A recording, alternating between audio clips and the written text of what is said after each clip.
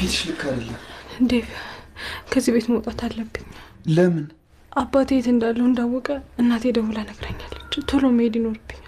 ወዴት ነው የምትሄጂው? አይደል መምጣትም ካለበት ይምጣና ፊት ለፊት ትጋፈጫለሽ። ያለውን ነገር ታስረጃለሽ። አንቺ እኮ ትንሽ ልጅ አይደለሽም፣ ትልቅ ልጅ ነሽ እኮ። አንተ አልገባህም ዴቭ። አባቴ ካገኘኝ ወይ ለማልፈልገው ሰው ይድረኛል፣ ካልሆነ ይገለኛል እንጂ እንደዚህ እንደዋዛ አይተወኛል። እሺ እና አሁን የት ልትሄጂ ነው? ወይ ደግሞ ለምን አባትሽ እዚህ ደርሶ እንደሌለሽ አይቶ እስኪመለስ ድረስ እነ ሊሊ ጋር ለምን አትቆይም? አዎ ወደዛ ልሄድ እንጂ እንዴት እትዬ ሳይመጡ ሌላ ቦታ እገባለሁ? ሌላ ቦታ የመግባት ፍላጎት አለሽ እንዴ? አዎ እትዬ እስኪመጡ እንጂ እሳቸው ከመጡ እኮ መሄድ አይቀርም። ቆይ እኔን ለማን ጥለሽ ነው የምትሄጂው? እና ፍቅር እየተጫወተችብኝ እዚህ ቤት ልቀጥል? ለምን እኛ አንቺ አንድ ላይ እንኖር? ቤት ተከራይተን በቃ አብረን እንውጣ ከዚህ ቤት። አይ ዴቭ እንደሱም አይሆንም። እስከ መቼ ነው እንደዚህ የምትኖረው? ያዴ በቃ እኔን እመኚኝ። ከዛ እጅን ይዘሽ እንሂድ፣ የራስሽን ህይወት ኑሪ። አዴ ይኸውልሽ እመኚኝና በቃ አዲስ ምዕራፍ እንክፈት። ከሰው ጋር ጥገኛ ሆኖ ለመኖርማ እዛው ከአባቴ ጋር አልኖርም ነበር። ይሄን ሽሽት መሰለኝ ከሀገር ጠፍቼ የመጣሁት። እሱና ያ አንድ አይደለም አዴ። የራስሽ ቤት ውስጥ ነው መኖር የምትጀምሪው። ታውዴ የማይሆን ነገር አታውራ። ለጊዜው ለሊጋ ልሂድ፣ እሷ መፍትሄ አታጣ። ከዛ በኋላ የሚሆነውን እናወራለን። የምለው ነገር አልገባሽም መሰለኝ አዴ።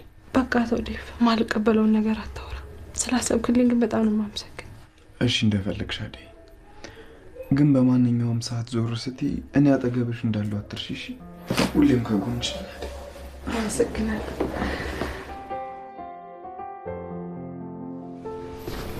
የኔ ቆንጆ አሁን ቁርስ ሰርቼ ጨርሻለሁ። ተነስተሽ ነይ። እንዴት ነው ዛሬ? ቆይ ምን አሰበክ ነው? ለውዷ ባለቤት የሚጣፍጥ ምግብ ሰራውላት። ችግር አለው? አይ ምንም ችግር የለውም። ለማንኛውም ይልመድብህ። ላምጣልሽ? ኤላዬ እስኪ ሁሉንም ተውና ቁጭ በል። አንተ እኮ በህይወት ያለኝ ብቸኛ ተስፋዬ ነህ።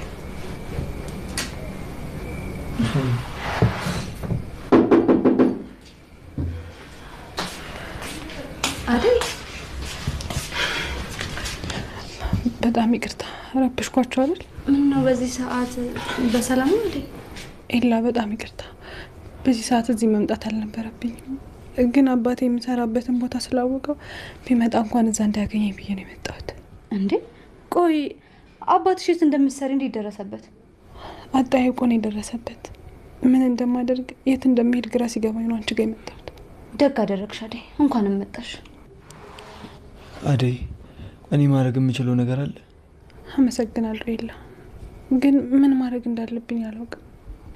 ለዴቭ ነግረሽዋል? እዚህ ከመምጣት ውጪ ምንም አማራጭ አላገኘውም። እናቴ ደግሞ እየታመመች ነው። ምን እንደማደርግ ግራ ገብቶኛል። አደይ አንቺ ምንም አትጨነቂ።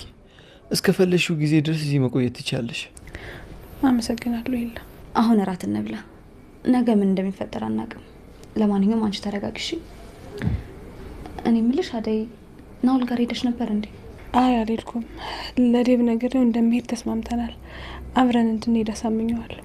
ቆይ ናውል ጋር ደግሞ ምን ትሰራላችሁ? አልነገርኩም አይደል ኤላ? ናውል እኮ ጓደኛውም እናቱም የሞቱበት ሰው ነው። ብታቤቱ ማንም ሰው የለም፣ ማንም የሚያጽናናው የለም። ስለዚህ እኛ ሄደን እናጽናናዋለን። የፈለገ ነገርስ ቢሆን እሱ ጋር ስለመሄድ እንዴት ታወሪያለሽ? ያደረገው ነገር ረሳሽው እንዴ? የሰራው ስራ ጥሩ ባይሆንም ይሄ ልጅ አሁን ላይ ሀዘን ላይ ነው ያለው። ስለዚህ ሄደን ሀዘኑን ማጽናናት ይኖርብናል።